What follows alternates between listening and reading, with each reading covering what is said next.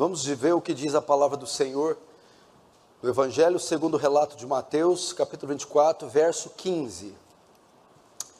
Diz assim: quando, pois, virdes o abominável da desolação de que falou o profeta Daniel no lugar santo, quem lê entenda. Então os que estiverem na Judéia fujam para os montes. Quem estiver sobre o eirado não desça para tirar de casa alguma coisa. Quem estiver no campo não volte atrás para buscar sua capa. Verso 19: ai das grávidas, ai das que estiverem grávidas e das que amamentarem naqueles dias. Orai para que a vossa fuga não se dê no inverno nem no sábado, porque nesse tempo haverá grande tribulação, como desde o princípio do mundo até agora não tem havido, nem haverá jamais. Não tivesse aqueles dias sido abreviados, ninguém seria salvo, mas por causa dos escolhidos, tais dias serão abreviados. Então, se alguém vos disser: eis aqui o Cristo, ou ei-lo ali, não acrediteis, porque surgirão falsos cristos e falsos profetas, operando grandes sinais e prodígios, para enganar, se possível, os próprios eleitos.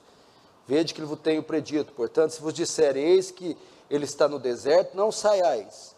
Ele no interior da casa, não acrediteis, porque assim como o relâmpago sai do oriente, se mostra até no ocidente, assim há de ser a vinda do Filho do Homem. Onde estiver o cadáver, aí se juntarão os abutres. Até aí não feche a Bíblia, feche apenas os olhos. Vamos orar mais uma vez. Pai Santo, a Ti pertencem a honra, a glória e o louvor. Nenhum outro é digno da adoração e da atenção quando um culto público é realizado, senão o Senhor. Que todos aqui diminuam, que Tu cresças, que Tu seja exaltado, glorificado, que toda atenção seja dada a Ti e a mais ninguém. Que a graça do Senhor se espalhe por todo esse salão, trazendo temor, tremor e reverência diante daquele que é 3 vezes santo. Leva cativa nossas mentes e corações a Tua palavra, que o Seu reino avance, que o Senhor receba a glória para Si e nos conforme a imagem do Seu Filho, em nome de Jesus. Amém. Irmãos, como eu creio ser oportuno falar desses temas nos dias que nós estamos vivendo, eu quero falar um pouco, apenas uma fração, porque o tema é muito vasto. Eu quero falar sobre o fim do mundo, o fim dos tempos. Nós sabemos que o século vai se consumar, sabemos que essa presente era vai terminar. Sabemos que, como diziam os antigos, o mundo vai acabar. E de fato, vai haver um fim. O relógio está contando, correndo. E o fim se aproxima a cada dia que passa. E nós que temos uma perspectiva bíblica, falamos a partir de uma perspectiva cristã, temos como regra de fé a palavra de Deus, que é a Bíblia Sagrada.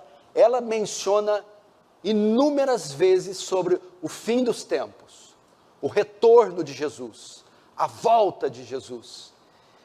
E me parece que a nossa geração, a nossa sociedade, começa a contemplar cada vez mais os sinais deste evento gigantesco, grandioso, que marcará toda a humanidade.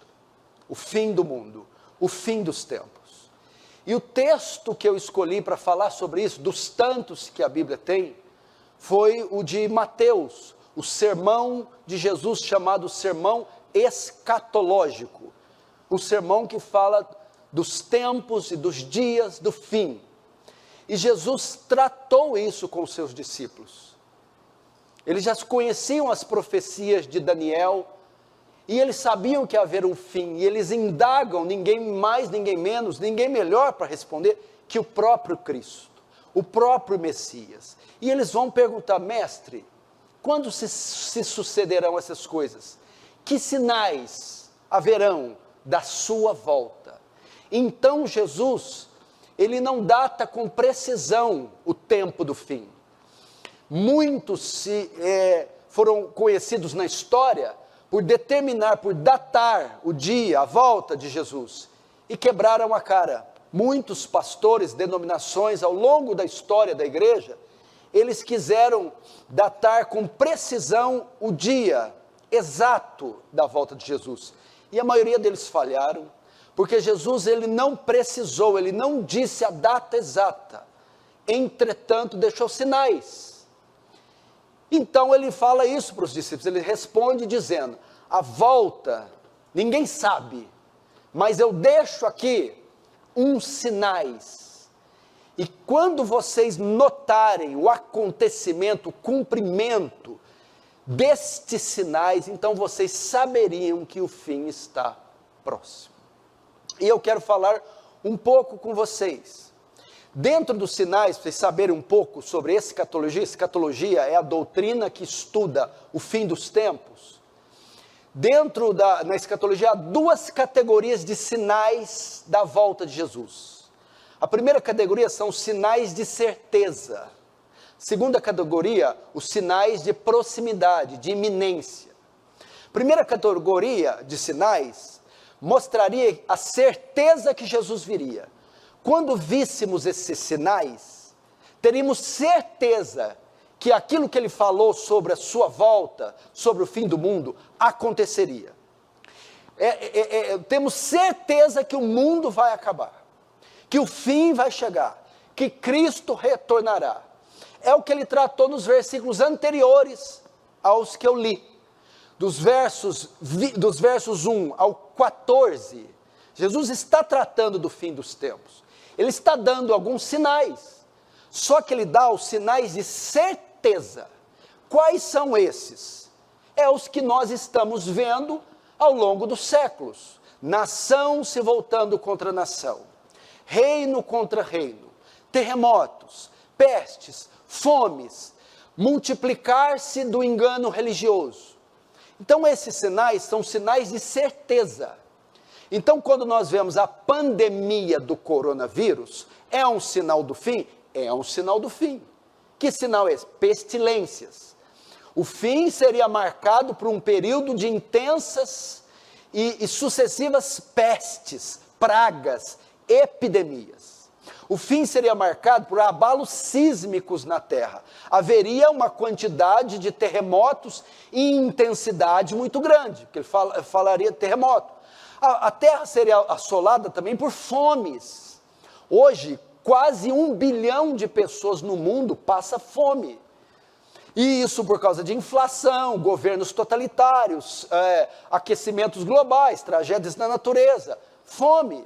Fala também de nação contra nação, reino contra reino, conflitos armados, conflitos militares, guerras civis, guerras de toda sorte, são sinais também.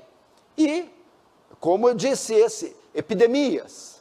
Só que quando nós vemos esses sinais, vimos maremotos, vimos o tsunami que teve há alguns anos atrás, e tantas coisas acontecendo na sociedade, muitos olham para isso e dizem, pronto, Jesus está voltando. Não necessariamente estes sinais significam que está próximo. Esses sinais estão na primeira categoria, são sinais de certeza. A pandemia do coronavírus, os furacões, essas coisas todas, mostram para nós, é certo que ele virá, que o que ele falou é verdade, que o que ele falou está se cumprindo, ele vai voltar, fato. Agora, do verso 15 em diante, que é o tema que eu li, que eu quero tratar, Jesus vai tratar da segunda categoria de sinais. Não mais a de sinais de certeza, mas os sinais que quando víssemos, que quando acontecesse, aí significaria que a volta dele está próxima, bem perto, muito perto. Quais são as categorias, quais são os sinais de proximidade, de iminência? Está muito próximo. São pelo menos 2 sinais. Paulo vai dizer ele na segunda carta aos Tessalonicenses.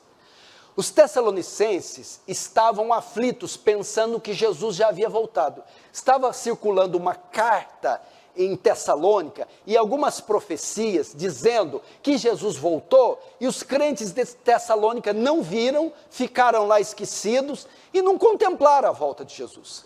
Paulo vai corrigir esse engano, escrevendo a sua epístola, as suas 2 epístolas aos Tessalonicenses.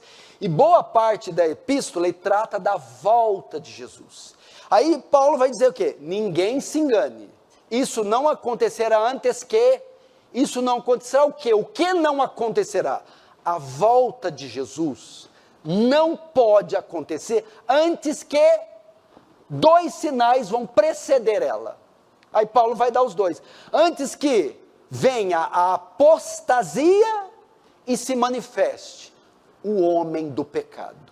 Então Jesus não voltou, Tessalonicenses. Por quê? Não houve ainda a apostasia global, mundial, e nem se manifestou o homem do pecado. Esses são 2 sinais que, quando ocorressem, vocês poderiam ter certeza que o fim está próximo.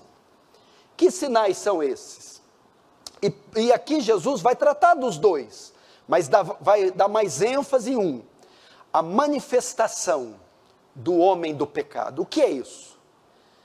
O maior sinal da volta de Jesus, o sinal que quando víssemos, estaria evidente que a volta está muito perto, seria a ascensão, o aparecimento do anticristo, a ascensão de um homem, de um líder político, militar e religioso, que governaria o mundo, governaria a terra, governaria de forma global, mundo todo, que se opusesse a Deus e aos princípios cristãos.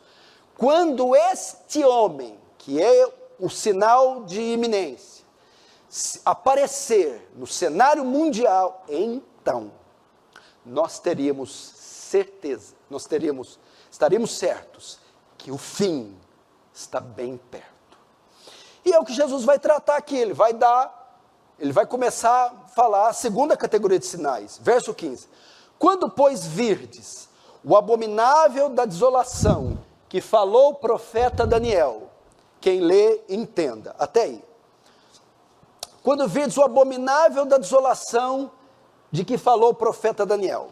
Bom, Daniel, caso você não saiba, é o Apocalipse do Antigo Testamento. Se você quer saber se houve o Apocalipse no Antigo Testamento, é o profeta Daniel. Daniel também profetizou, através das suas 70 semanas, o fim.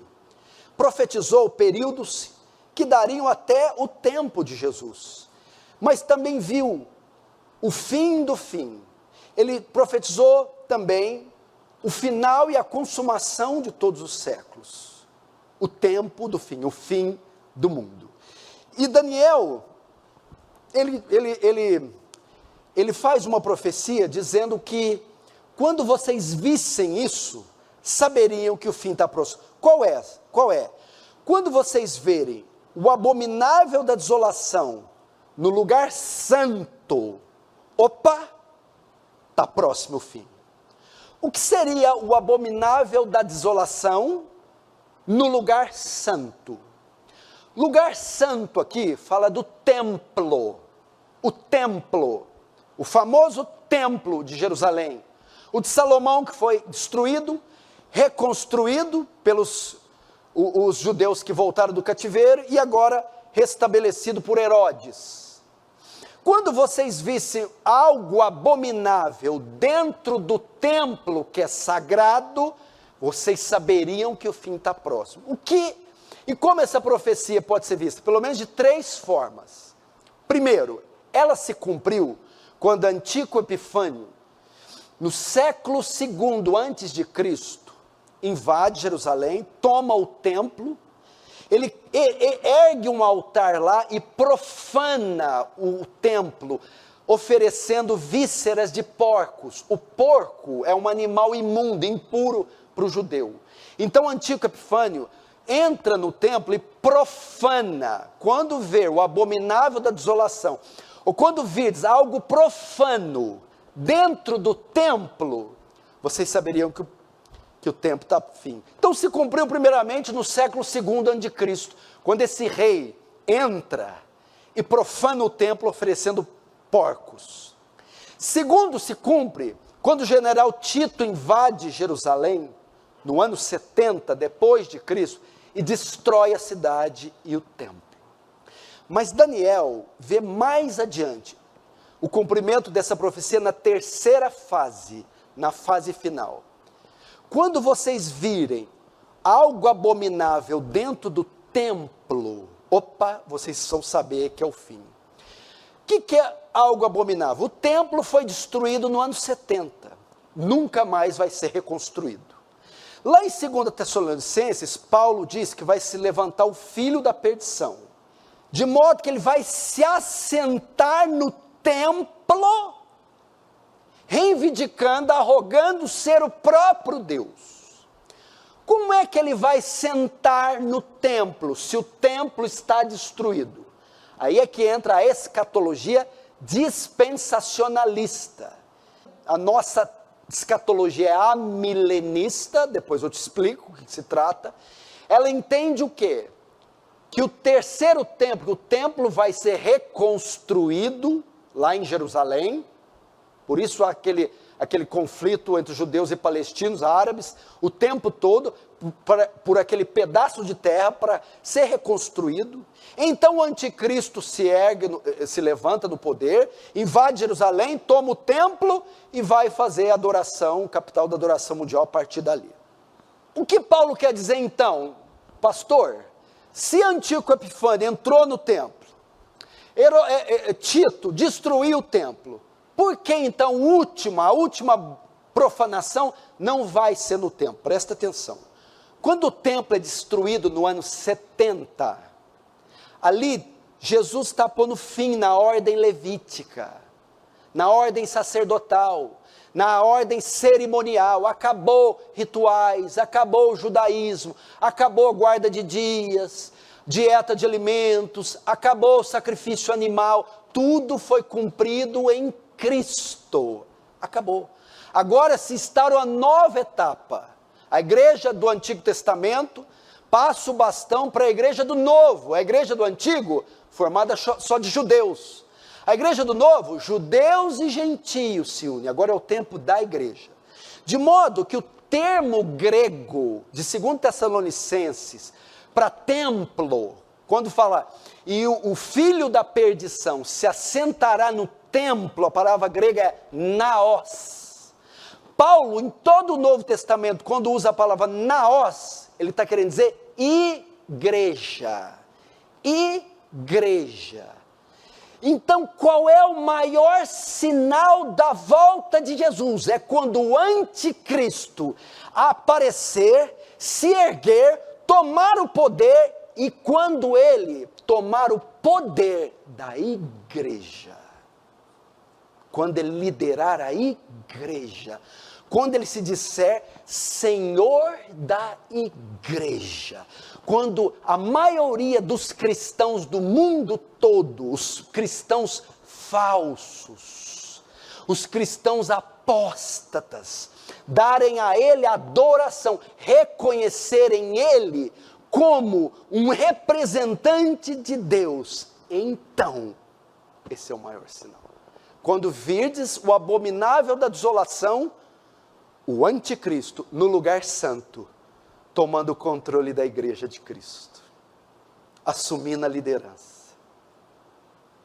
Você acha que se o anticristo se erguer hoje, ele vai ter alguma dificuldade de liderar essa massa de crentes ignorantes, apóstatas, vulgares, que estão espalhados em todo o mundo?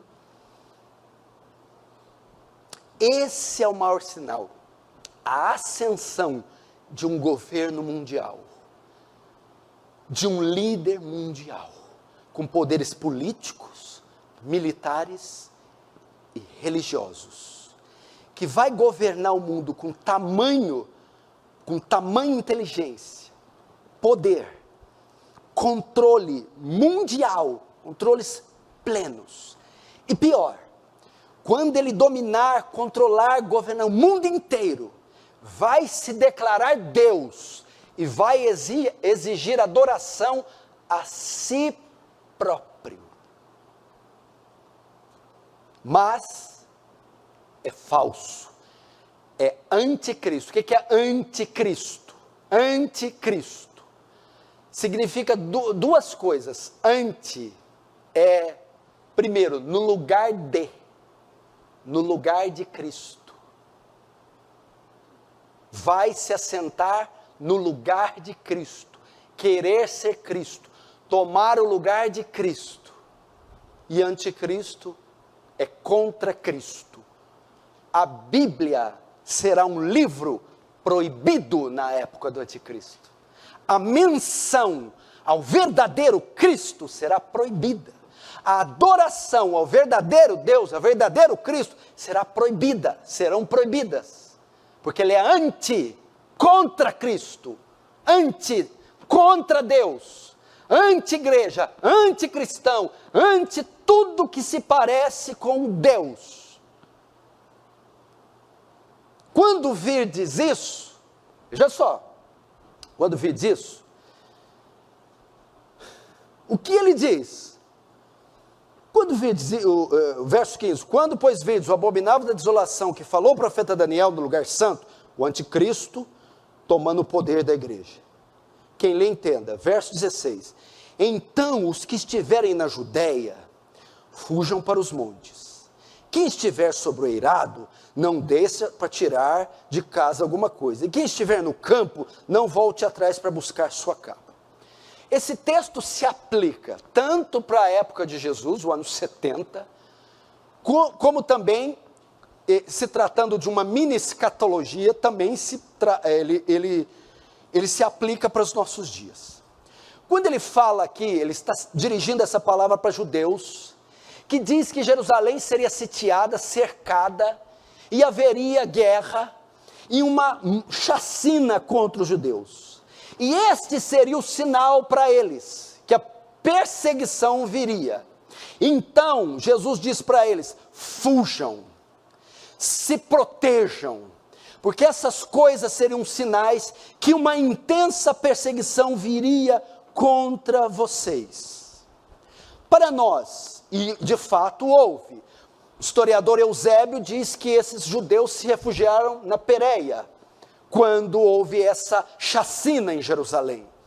Para nós, quando a igreja que estiver viva aqui, neste tempo, ver que um líder mundial se colocou no poder, e declarou guerra contra Deus, a igreja, nós saberemos, epa, este é o anticristo. Epa, é o fim chegou. Então qual a posição?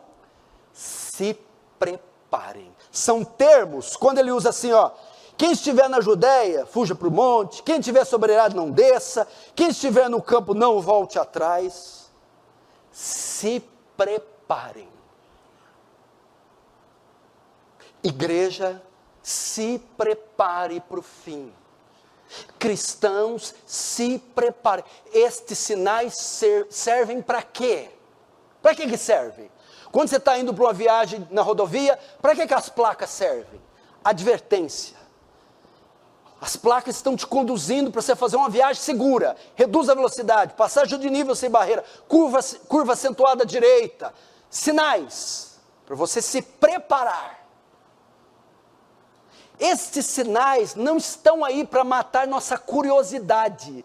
Jesus não escreveu, Daniel 7 não está aqui, Mateus 24, nem Apocalipse todo, para matar nossa curiosidade. É para que ao vermos os sinais, nos preparemos. No final do sermão, Jesus nos diz assim, olhai para a figueira, quando os seus ramos estão tenros, sabei que é chegado o verão. O que é isso? Quando uma estação muda, chuva, seca, inverno, verão, frio, há um prenúncio. Jesus está dizendo, antes que o verão venha, há um prenúncio. A figueira começa a brotar os seus ramos, anunciando uma estação. Então, quando você olha para a figueira, ela é um termômetro. Quando ela brota, opa, a estação está vindo, mas ainda não veio. Aí o que eu faço? Me preparo para a chegada da estação. Não é isso? Está vendo? Inverno. Eu vi sinais. Eu vou comprar agasalho. Se eu morar, dependendo do país, comprar lenha. Eu vou estocar comida. Eu vou fazer... antes que aquele período chega. Jesus a mesma coisa. Quando virdes a figueira, sabe o que é a figueira? Não é Israel, não. A figueira é tudo que ele falou anteriormente. Todos os sinais. Quando vocês verem todos esses sinais, tanto os de certeza como os de iminência, sabei que uma nova estação está chegando. Assim como quando o inverno é anunciado, todos se preparam, se agasalham, assim, quando vocês virem os ramos brotando, estes sinais, bora se agasalhar, se proteger, se preparar. São esses termos. Agora, ele apresenta duas categorias que terão dificuldades nesses dias. Vão ser dias...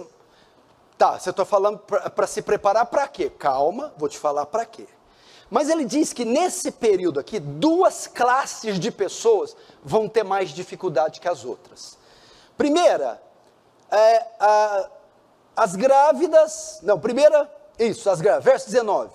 Ai das grávidas, ai das que estiverem grávidas e das que amamentarem naquele dia. E a segunda, 20, orai para que a vossa fuga não se dê no inverno, nem no sábado. Até aí. Ai das grávidas e das que amamentarem, das lactantes, das mulheres que têm bebê de colo naqueles dias. Que dias? Os dias que o abominável da desolação entrar no lugar santo. O dia que Antíoco Epifânio profanar o templo. O dia que Tito invadir Jerusalém e destruir. O dia que o anticristo entrar no poder. No sentido literal aqui, Jesus está dizendo o quê? Que em tempos de guerra, porque ele está falando de uma guerra, um cerco de Jerusalém, espada, soldado, decapitação, matança, fuga. Nesse tempo de guerra, as pessoas mais frágeis sofrem mais. Dentre elas estão grávidas e lactantes. Como é que grávida corre, foge, esconde com o filho no colo, com 8, 6, 7, 9 meses? Lembra no Terceiro Reich alemão, no nazismo de Hitler, que é um tipo, um arquétipo do tempo do fim, o anticristo Hitler, o nazismo, a besta, e os judeus, os cristãos, as pessoas que mais sofreram no holocausto judeu, no Terceiro Reich, com a perseguição nazista, mulheres, grávidas, lactantes. Se descobrissem uma criança nos campos de concentração, a terrível SS, a polícia alemã, matava o bebê. Para nós, duas categorias. A ideia é que, ai dos frágeis, dos fracos, dos que não se prepararam. A ideia aqui é que as grávidas, nas categorias de pessoas lactantes, estão entre os frágeis, os debilitados, os mais fracos. Ai dos mais fracos nesse tempo. Ai dos que não se prepararam. Que não tem uma vida substancial de oração, de leitura, de santificação, de compromisso com Deus, de aliança. Ai dos crentes mornos, crentes que estão de pé num dia e caídos em outro. Há entre nós essa categoria. Essa categoria vai sofrer mais nesse dia. Vai ter dificuldade de atravessar, de lidar com aquilo. Eu explico por quê depois. A segunda categoria, orai para que a vossa fuga não se dê no inverno nem no sábado. Essas são os religiosos, os apegados na religião, os dogmáticos, os legalistas, os que estão envolvidos em aspectos secundários da fé, porque a princípio era para quê? Para os judeus, orai para que a fuga não aconteça no sábado. Por quê? Porque dentro do legalismo farisaico, judaico, havia um monte de restrição no sábado. Coitado desses, no sábado. Estão tão apegados a doutrinas, a regras, a leis, a normas, a formas, que também sofrerão um bocado nessa época. Serão enganados. Esses princípios não os salvarão nesses dias. Hipócritas, burocráticos, religiosos, apegados em dogmas, mais apegado em costumes do que em Deus, tem essa categoria, e haverá. Então, duas classes: os frágeis, os fracos e os religiosos, os hipócritas, os que estão apegados em costumes, regras e normas. Jesus dá uma atenção especial para essas duas classes neste tempo. Estes vão sofrer, estes vão ter grande dificuldade nesse tempo. Por quê?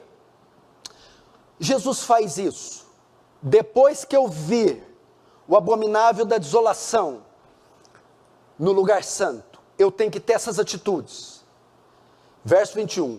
Porque nesse tempo haverá grande tribulação, como desde o princípio do mundo, e até agora não tem havido jamais.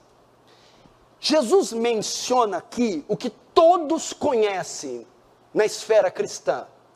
Agora ele apresenta um período que a terra protagonizará, servirá de palco a grande tribulação.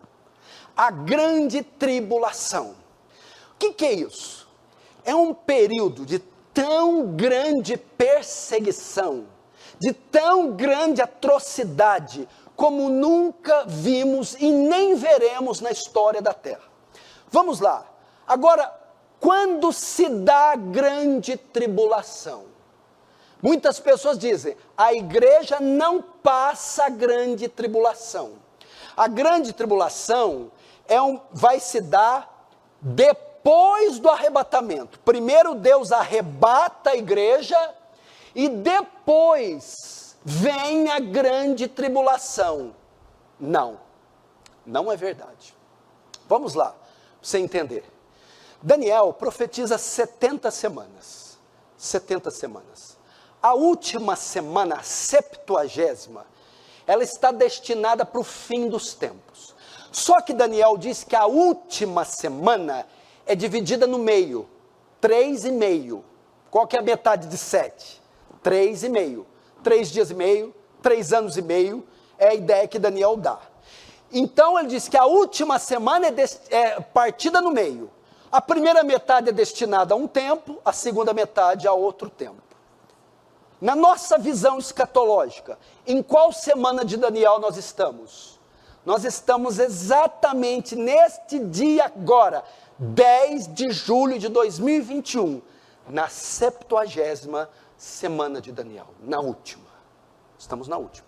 Agora tem que definir, mas a última é dividida no meio, é feita de duas metades. Qual das metades nós estamos?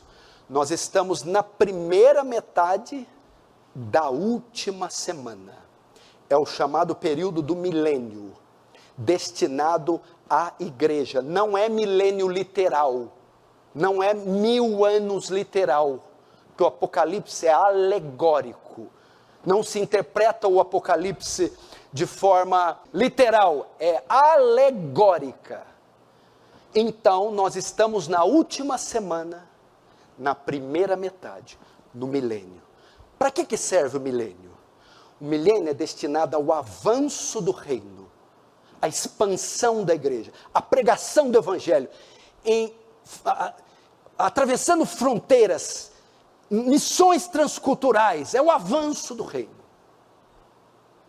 A última metade, então nós estamos no fim. Agora a última metade da última semana é o fim do fim. É destinado para quê? É o período do anticristo. ele aparece na última metade da última semana, e é ele quem promove a grande tribulação. Tribulação não é a ira de Deus, tribulação não é sofrimento por mundo, a palavra tribulação quer dizer provação. Ímpio não é provado, pagão não é provado. A grande tribulação é um período, presta atenção, destinado para que o anticristo apareça, abominação da desolação, entre no lugar santo, tome o poder político, militar e religioso. E preste atenção, a principal obra do anticristo, desencadear a maior perseguição que a igreja de Cristo já sofreu em todos os tempos. O anticristo vai esmagar a igreja, ele vai perseguir os cristãos dos quais ele tem ódio.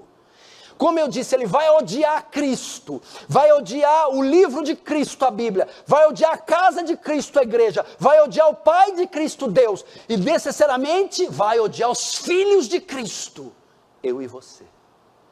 Então, é um período, por isso que ele diz, fujam, ai das grávidas, ai, orai para que não seja no sábado, nem no inverno. Por quê? Porque vai ocorrer uma perseguição tão forte, que Jesus com esses termos está dizendo, estejam preparados. É nesse momento que acontece os milagres satânicos, a marca da besta, o 666, a imagem da besta que fala e que faz sinais. O culto a Satanás vai ser promovido na terra. O culto ao diabo vai ser um momento de terrível escuridão nesse mundo todo. Qual que é a palavra para nós? Está no telhado? Não desça. Está no monte? Não volte. Ai das grávidas. Então, primeiro, se preparem. Estejam alertas. Quando virdes, se preparem. Segundo, ai dos mundanos, dos carnais, e ai dos religiosos, terão uma dificuldade maior.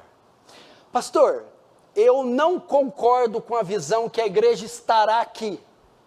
A igreja é arrebatada primeiro, foi assim que eu aprendi desde criança. Eu aprendi desde criança que tinha que rezar para Maria. Eu aprendi desde criança que tinha que rezar para o santo. Eu aprendi desde criança que não podia deixar chinelo virado, que podia jogar bula galho na quaresma, que não podia andar de costa. E eu vi que era tudo errado que eu aprendi. A escatologia brasileira, na sua maioria, está equivocada. Ela tem 70 anos de vida. Nunca na história da igreja, que tem 2000 anos, se creu que a igreja não passaria a grande tribulação. Isso é uma coisa novinha agora. Você quer ver a prova que a igreja passa? Primeiro, quando virdes. Quando virdes? O Senhor está falando que nós vamos ver? Quando virdes, o abominável da desolação no lugar santo. Quando virdes o anticristo dominar a igreja. Então, se eu vou ver, eu vou estar aqui. Se a grande tribulação não fosse para a igreja não veria o anticristo. Quando virdes, ele está dizendo para a igreja, que a igreja vai ver. Se a igreja vai ver, ela estará aqui. Segundo, quando virdes, significa que o anticristo, algumas interpretações que pensam que o anticristo é só um sistema, não é uma pessoa. Aqui não. Quando virdes, vai vê-lo como pessoa. Porque Paulo diz que ele é o filho da perdição. Fala de um homem, de uma pessoa. Então o que tira a ideia que é só um sistema, é um sistema, mas tem um cabeça que governa o sistema. O sistema era o Terceiro Reich, o nazismo, cabeça do sistema Hitler. O sistema era a Babilônia, o cabeça do sistema Nabucodonosor. O sistema é o Império Romano, o cabeça do sistema Nero, César. Então isso aqui aponta para isso. Veremos, porque a igreja estará aqui. Segundo, ele é um homem, E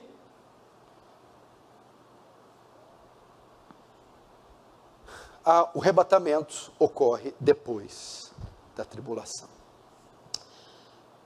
Agora notem, que mais que ele diz ali?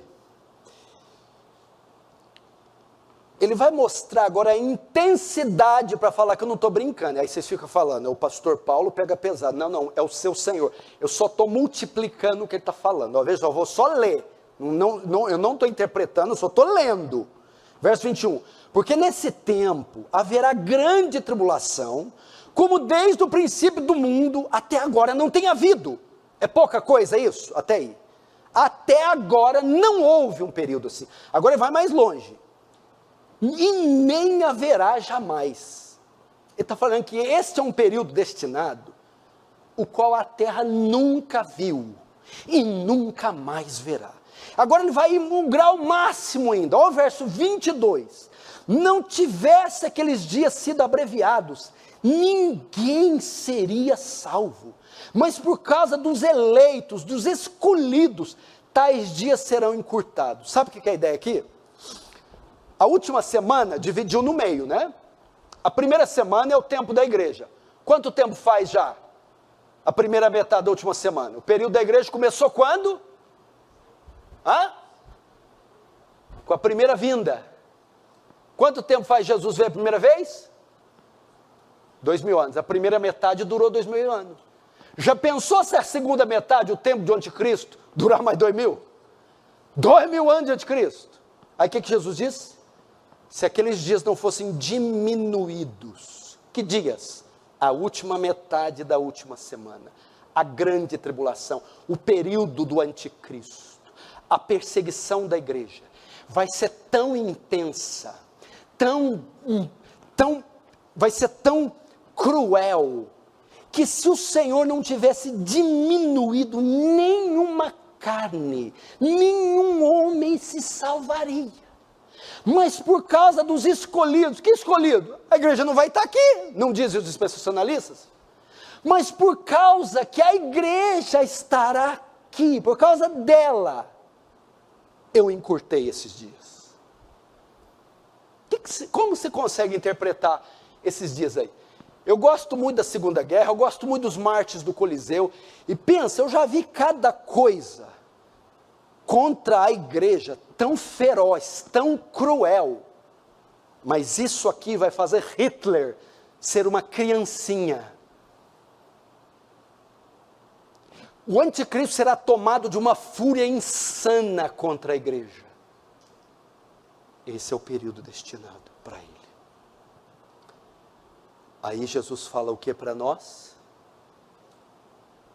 Prepara-se. Eu falo isso com a minha esposa direto. Bem, e aí? Se chutarem o portão agora, os vermelhos, e tomarem nossas crianças, elas foram treinadas o suficiente para não negarem a Cristo, como as crianças eram tomadas das mães alemãs no Terceiro Reich? Pai, você está treinando o seu filho e sua filha, de modo que se um governo anti-Deus dominar o poder e quiser ditar a forma como você educa seus filhos, até mais, tomar os seus filhos de você, seus filhos estão prontos para ir com Jesus até a morte e não negá-lo? É isso que quer dizer, prepare-se. Esposas, maridos, suas mulheres estão preparadas para não negarem a Cristo, para se manterem firmes e fiéis até o fim? Isso quer dizer, se preparem. E é lógico, por fim, vocês, maridos, homens, pais, estão preparados para perderem tudo, direitos, empregos, dignidade, liberdade e até a vida, e não negarem a Cristo? Isso aqui que eu estou falando que é verdade, não é o que você está ouvindo aí, é glória a Deus, é aleluia, hoje é dia de milagre, da bênção, conversa fiada. E ele está dizendo, quando virdes, preparem-se. Prepare-se. Daniel, o Apocalipse do Antigo Testamento aconteceu em Daniel. O anticristo invade Jerusalém, o que ele faz? Toma as crianças das mães, leva Daniel, Sadraque, Mesaque e Abednego. Tinham 12 anos. Vocês se lembram de Daniel ter negado no império mais maligno da época? Que tinha um demônio no poder, Nabucodonosor? Daniel se contaminou com os manjares do rei? Não. Adorou a estátua? Não. Foi jogado na cova, na fornalha. Por quê? A doutrinação que recebeu dos pais foi tão forte que esses meninos estavam preparados para ir para a fornalha, para a cova dos leões, para sei lá o quê. E os nossos? Fica o dia inteiro no celular, vendo desenho estúpido, decorando versículozinhos que você fica impressionado só, não tem raiz.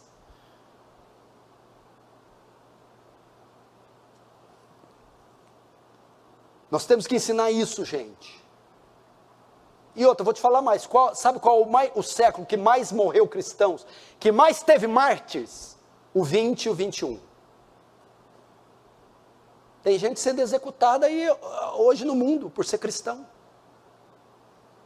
Você tem que louvar a Deus por morar num país livre, que pode professar sua fé livremente. Tem igreja em cada esquina, você ora, lê Bíblia, tudo quanto é tradução, a hora que você quiser. Talvez é por isso que somos tão fracos. Por causa dos escolhidos. Agora, Jesus vai falar um pouco da apostasia, que é o segundo sinal de iminência, de proximidade. Verso 23. Então, se alguém vos disser, eis o Cristo aqui, eis aqui o Cristo, ou ele ali, não acrediteis. Por quê, Jesus? Porque nesse tempo, que tempo? O fim, surgirão falsos cristos e falsos profetas.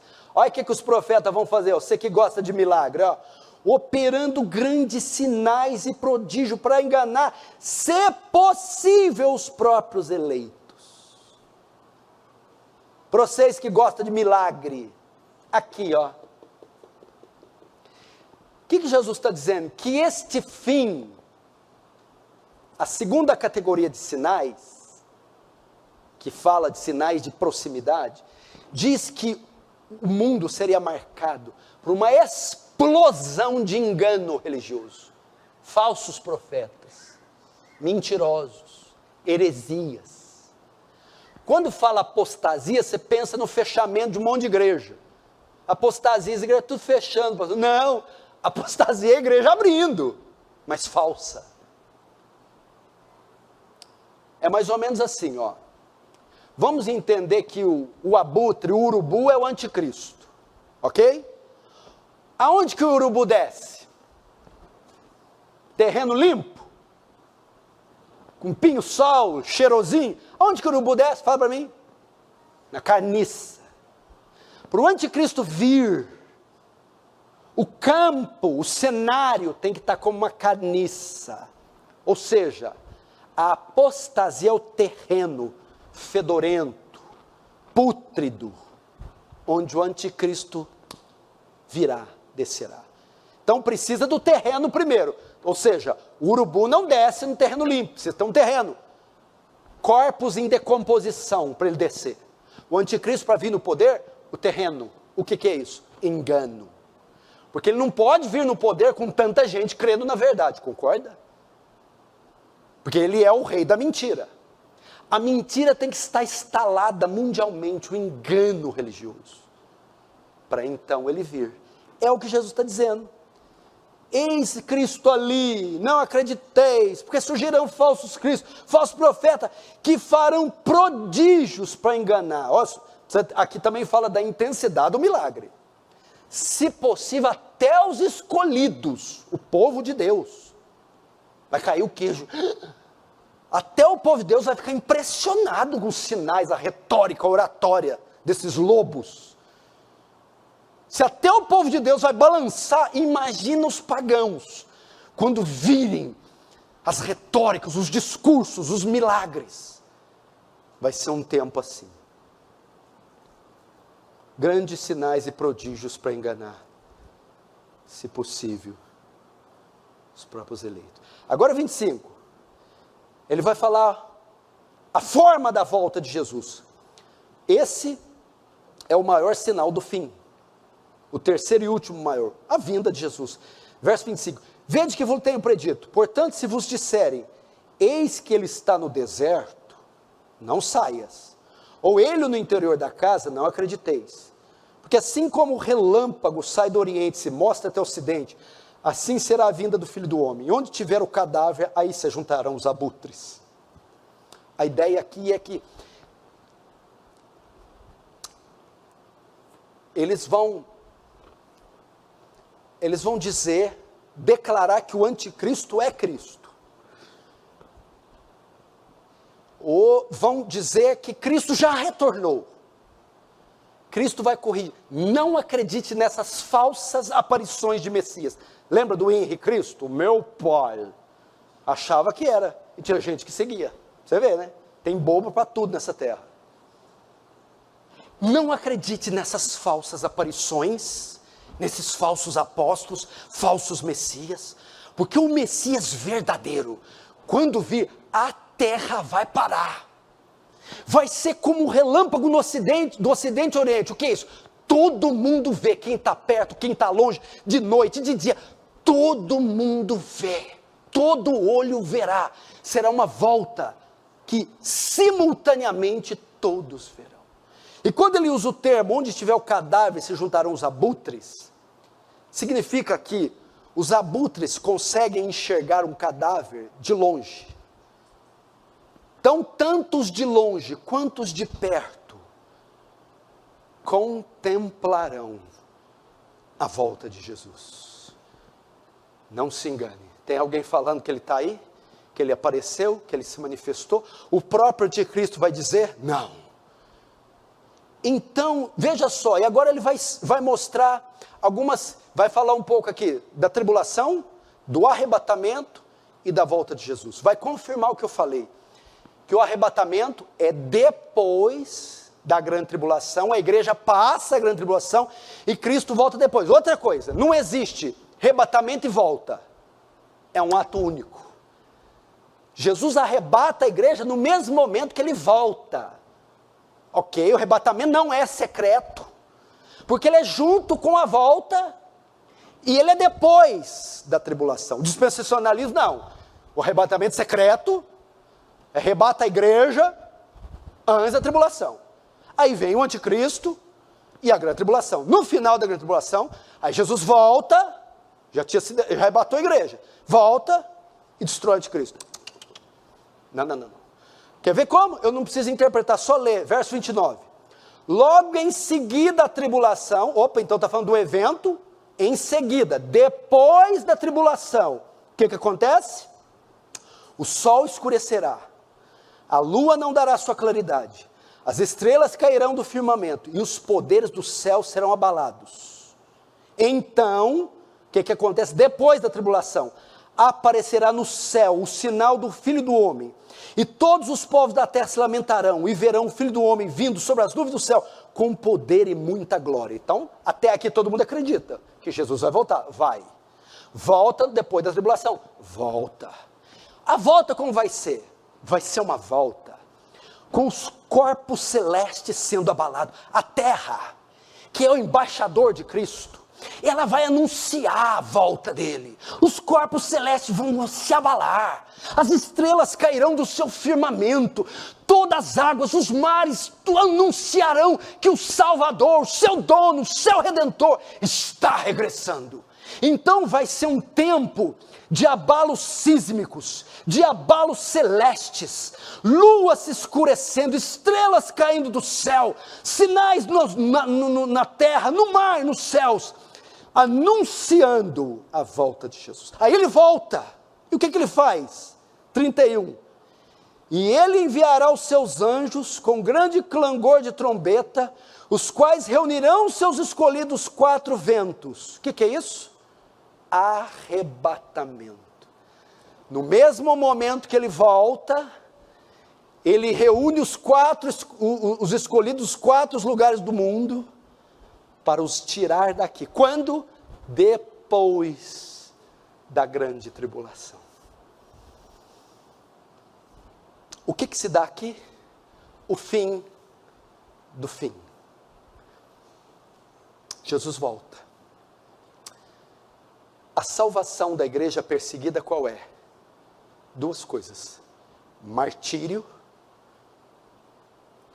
e o rapto, o arrebatamento. Jesus volta. Nessa hora ele ressuscita os que morreram em Cristo, primeiro, e depois transforma os que estão vivos, os arrebatando para encontrar com ele nos ares.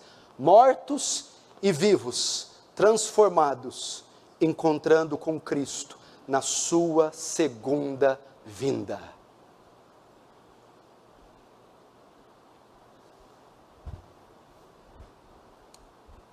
É assim. Como disse o Dr. John MacArthur, tá, pastor? Ok, legal, mas eu não vi nenhum homem com essas características ainda. Quer dizer que o fim não está próximo? Bom, John MacArthur faz uma análise interessante da pandemia do coronavírus. Nós nunca tivemos uma doença, uma enfermidade, por mais que já tivéssemos na história, peste negra, gripe espanhola, essas coisas, mas nunca tivemos uma em escala mundial, uma pandemia, um vírus, uma doença que parou o mundo. Logo ela fez com que a solução fosse também mundial, tivesse que ter uma inteligência mundial e uma liderança mundial. Então é um cenário muito propício para um governo mundial, leis mundiais, soluções mundiais e quem sabe um líder mundial. E agora eu quero encerrar com isso aqui. Verso 32. Aprendei, pois, a parábola da figueira, quando já os seus ramos se renovam e as folhas brotam. Sabei que está próximo o verão. Assim também vós, quando virdes todas essas coisas, sabei que está próximo às portas. 34. Em verdade vos digo, que não passará essa geração sem que tudo isso aconteça. Passará o céu e a terra, porém minhas palavras não passarão. Jesus conclui dizendo o quê? Fiquem alertas. Quando virem todas essas coisas, sabei que o fim se aproxima.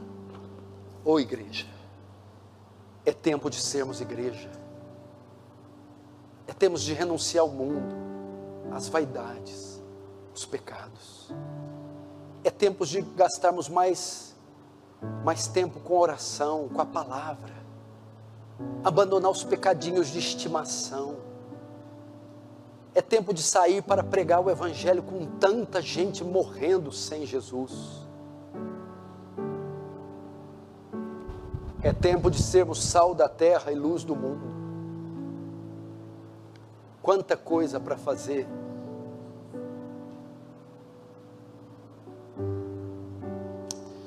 Eu lembro quando o Paul Washer esteve aqui conosco, da conferência Old School. Ele ficou aqui 4 dias antes da conferência ou depois? Foi antes ou depois? Antes ou depois? Ficou 4 dias para conversar. Ele não conseguia ficar meia hora parado, sem falar. Irmãos, vamos fazer alguma coisa para o reino? Tem alguma coisa? Vamos gravar vídeo, vamos visitar alguém, vamos preparar sermão. Tem que fazer alguma coisa para o reino. Alguma coisa para o reino. Então ele veio aqui, deu entrevista, pregou na cidade de Buritizal. Fomos visitar irmãos aqui. Aconselhamento, oração, o tempo todo. Temos que fazer, não tem que mesmo ficar parado. Tem que fazer uma coisa para o reino. Você já pensou ligar na Sociedade Bíblica do Brasil e encomendar 100 Bíblias a preço de custo? Você espalhar? Você vai comprar uma Bíblia dessa aí a preço de custo, capa dura, 7, 10 reais.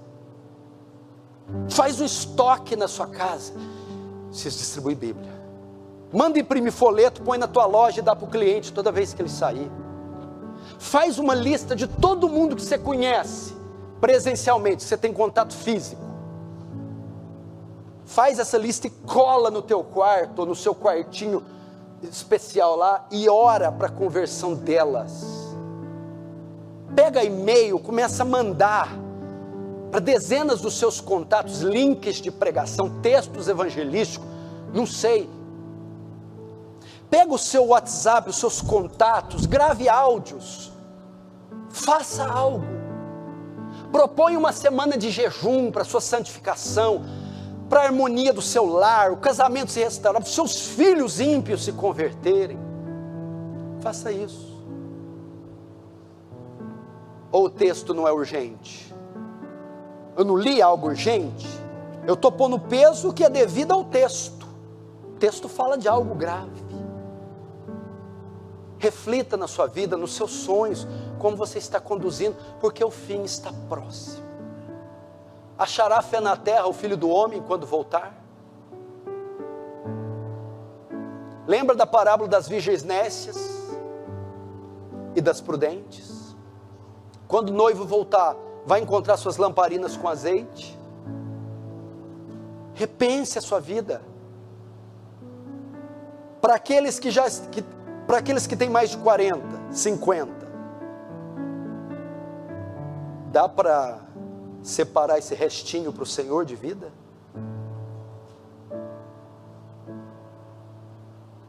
Faz isso. Abandone os ídolos, os pecados. Na vertical, conhecê-lo. Na horizontal, fazê-lo conhecido. Que a sua vida consista nisso: conhecê-lo e fazê-lo conhecido. Vamos fechar os olhos. Como é que está a tua vida? Apresenta ela diante de Deus. O que você tem feito da sua vida?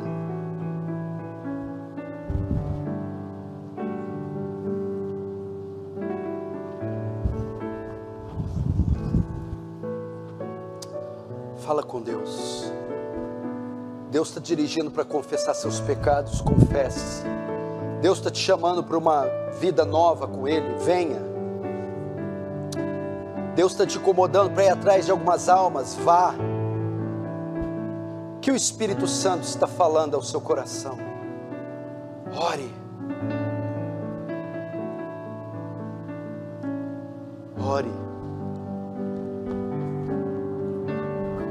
Deus está te chamando para renovar a sua aliança com Ele. Renove. Quer orar pedindo a Deus um revestimento de graça, uma visitação.